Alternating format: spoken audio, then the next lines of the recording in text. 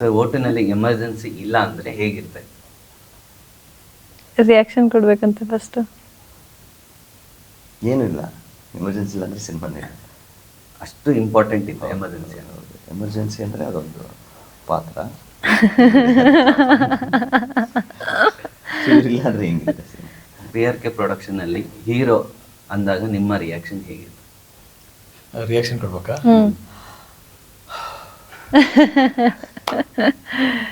So ಅದ್ರ ಬಗ್ಗೆ ಹೇಳೋದಾದ್ರೆ ಅಫ್ಕೋರ್ಸ್ ಎಲ್ಲ ಆ್ಯಕ್ಟರ್ಗಳಿಗೂ PRK ಪ್ರೊಡಕ್ಷನ್ ಆ್ಯಕ್ಟ್ ಮಾಡಬೇಕು ಅಂತ ಆಸೆ ಇರುತ್ತೆ.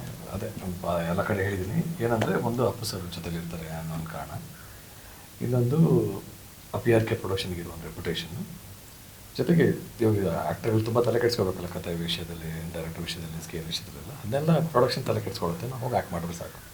ಸೊ ಇದೆಲ್ಲ ಕಾರಣಕ್ಕೆ ನಾನು ಕೊಟ್ಟಿರೋ ರಿಯಾಕ್ಷನ್ ಅಂತ. ಮೇಡಮ್, ನಿಮಗೆ ನಿಮ್ಮ ಅಣ್ಣವ್ರದ್ದು ಫೇವ್ರೆಟ್ ಸಿನಿಮಾ ಒಂದು ರಿಯಾಕ್ಷನ್ ವಿತ್ ಆ ಸಿನಿಮಾದ ಒಂದು ಮಾತು.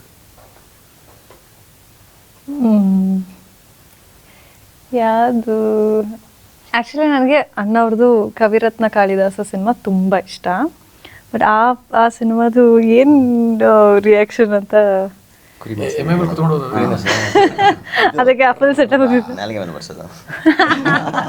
ಬಟ್ ಸರ್ ಯಾವಾಗಲೂ ಹಿಂಗೆ ಇದು ಮಾಡ್ತಾರಲ್ಲ, ಅದು ಆ ರಿಯಾಕ್ಷನ್ ಆಬ್ವಿಯಸ್ಲಿ ಎಲ್ಲರಿಗೂ ತುಂಬಾನೇ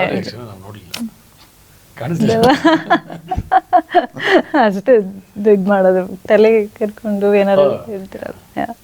ಸೊ ಅದು ತುಂಬ ಇಷ್ಟ. ಸೊ ನಿಮ್ಗೆ ಯಾರಾದರೂ ಕಾಗೆ ಆರಿಸಿದ್ದಾರ? ಕಾಗೆ ಆರಿಸ್ತಾನೆ ಇರ್ತಾರೆ ಸರ್ ಲೈಫ್. ಓಕೆ, ಹೇಗೆ ಕಾಗೆ ಆರಿಸಿದ್ರೆ ಏನಾದರೂ ಹೇಳ್ಬೋದು?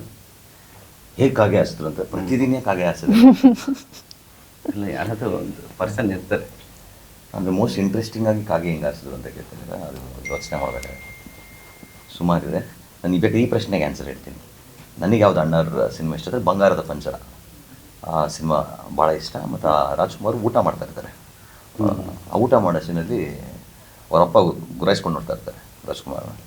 ಆವಾಗ ರಾಜ್ಕುಮಾರ್ ಡೈಲಾಗ್ ಹೇಳ್ತಾರೆ, ಅಪ್ಪ ನೋಡು ದೂರ ನೋಡ್ತಾನೆ ಅಂತ. ಅದು ನನಗೆ ಫೇವ್ರೆಟ್. ಪ್ರವೀಣ್ ಅವರು ರಿಯಾಕ್ಷನ್ ಚೆನ್ನಾಗಿ ಕೊಡ್ತಾರೆ ಅಣ್ಣವ್ರದ್ದು. ಅಣ್ಣವ್ರದ ರಿಯಾಕ್ಷನ್ ಯಾರಿಗೆ ಕೊಡೋಕ್ಕಾಗ್ತಿ? ಏನು ಕೊಡೋದು? ಹೇಗೆ ಕೈ ಬಾಡಿ ಲ್ಯಾಂಗ್ವೇಜ್ ಮಾಡ್ಬೋದು ಕಷ್ಟ ಆಗಲ್ಲ. ಮೇಡಮ್, ನಿಮಗೆ ಓಟು ಅಂದಿದ ತಕ್ಷಣ ನಿಮ್ಗೆ ಯಾವ ರಿಯಾಕ್ಷನ್ ಬಂತು? ಒಟ್ಟು ಅಂದರೆ ಹೆಸರಲ್ಲೇ ಡಿಫ್ರೆಂಟ್ ಇದೆ. ಹಂಗಂದಿದ ತಕ್ಷಣ ಏನು ಅನ್ನಿಸ್ತು ನಿಮಗೆ? ಓಟು ಅಂದರೆ ಏನೋ ಕೆಮಿಕಲ್ ಟರ್ಮ್ ಇದೆಯಲ್ಲ, ಏನಿದು ಸೈನ್ಸು ಮೆಡಿಕಲ್ ಟರ್ಮ್ ಎಲ್ಲ ಮಿಕ್ಸ್ ಅಂತ ಅನ್ನಿಸ್ತು. ಬಟ್ ಯಾವಾಗ ಹೋಲ್ ಆ್ಯಂಡ್ ಸೋಲ್ ಕತೆ ಓದಿದ್ನೋ, ಎಂಟೈರ್ ಸ್ಕ್ರಿಪ್ಟ್ ನೋಡಿದಾಗ ಗೊತ್ತಾಯಿತು, ಓಕೆ ಜಸ್ಟಿಫೈಯಿಂಗ್ ಆಗಿ ಓಟು ಅಂತ ಕರೆಕ್ಟಾಗಿದೆ ಟೈಟಲ್ ಅಂತ ಅಂದ್ಬಿಟ್ಟು. ಆ್ಯಂಡ್ ಯಾರೇ ಜನ ನೋಡಿದ ತಕ್ಷಣ ಇದೇನಿದು ಸೈನ್ಸ್ ಮೆಡಿಕಲ್ ಅನ್ನೋ ರೀತಿ ಬರೀ ಆ ಒಂದು ಕ್ಯಾಟಗರಿಗೆ ಮಾತ್ರ ಸೀಮಿತ ಅನ್ನೋ ಥರ ಅಂದ್ಕೊಳ್ಳೋದು ತಪ್ಪು.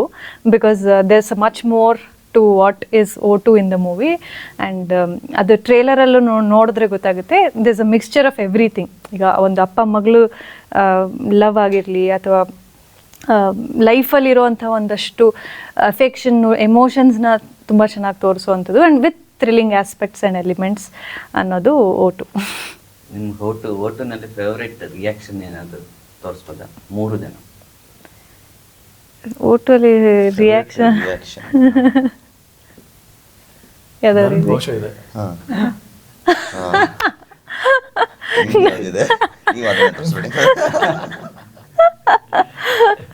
ಶಿಖರದ ಟ್ರೈಲರಲ್ಲಿ ಇತ್ತಲ್ಲ, ಯಾವುದು? ನೀವೇ ಹೇಳಿ ಯಾವ್ದಂತ. ಏನೋ ಇಡ್ತಾರಲ್ಲ, ಹಿಡಿದ ತಕ್ಷಣ ಒಂದು ರಿಯಾಕ್ಷನ್ ಬರ್ತದೆ.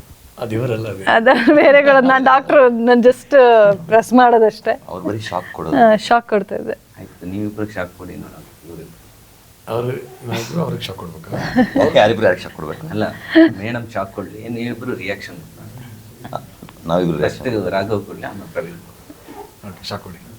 ಶಾಕ್ ಕೊಡ್ತೀರಾ? ಕೊಡಿ. ಕರೆಕ್ಟಾಗಿ ಇಡ್ಬೇಕು ಮೇಡಮ್, ಶಾಕ್ ಬಂದೇ ಇಲ್ಲ.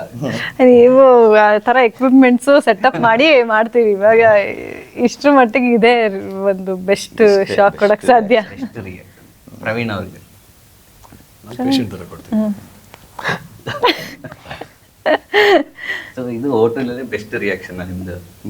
ಬೆಸ್ಟ್ ರಿಯಾಕ್ಷನ್ ಅಲ್ಲ ಸರ್, ಸಿನಿಮಾ ತುಂಬಾನೇ ವಿಷಯಗಳಿದೆ, ಇದನ್ನೇ ರಿಯಾಕ್ಷನ್ ಬೆಸ್ಟ್ ಅಂತ ಹೇಳಕ್ ಆಗಲ್ಲ. ಸಿನಿಮಾ ಮಾಡೇ ಇಲ್ಲ ಅಂದ್ರೆ ಒಂದು ಪಾತ್ರ ಏನಿದೆ ಅದು ಪಾತ್ರ ನಿಜವಾದ ಕ್ಯಾರೆಕ್ಟರ್ ಹೇಗಿರುತ್ತೋ ಅದೇ ಥರ ಆದಷ್ಟು ಮಾಡಿದೆ ಕ್ಯಾಪ್ಚರ್ ಮಾಡಿ. ಸೊ ಒಂದು ರಿಯಾಕ್ಷನ್ ಅನ್ನೋ ಪದನೇ ನಾವು ಯೂಸ್ ಮಾಡಿದೆ ಆ್ಯಕ್ಚುಲಿ.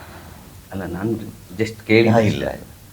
ಸಿನಿಮಾದಲ್ಲಿ ಬೇರೆ ಬೇರೆ ಹಲವಾರು ರೀತಿಯಲ್ಲಿ ಆಕ್ಟಿಂಗ್ ವೈಸ್ ಆಗಲಿ ಹಾವಭಾವ ಎಲ್ಲ ಇರುತ್ತೆ.